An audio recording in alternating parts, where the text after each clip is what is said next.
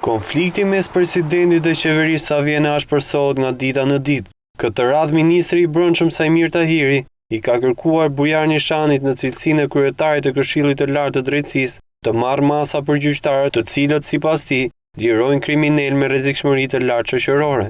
Sipas Tahirit, gjyqtari i gjykatës së Kavajës Osman Aliu në vazhdimsi ka dhënë vendime të kundralishme.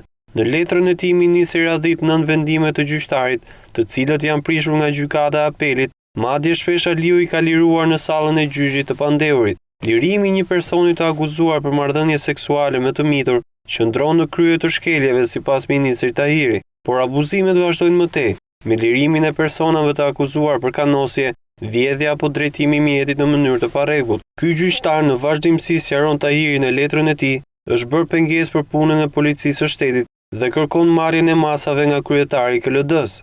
Vendimet absurde dhe shpesh herë hapta si të kundralishme të këtij gjyqtari përbëjnë shqetësim serioz për policinë e shtetit, e cila gjendet e detyruar të luftojë kriminalitetin ndaj të njëjtëve njerëz që riciklohen të lirë në shoqëri nga vendime të tilla, tërësisht skandaloze, shkruan ministri Tahiri në letrën e tij.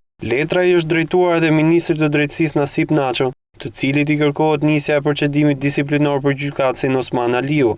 Bashkangjitur letrës së tij, ministri Tahiri ka dërguar edhe dosjen e plot me materialet që vërtetojnë shkelje nga ana e gjyqtarit.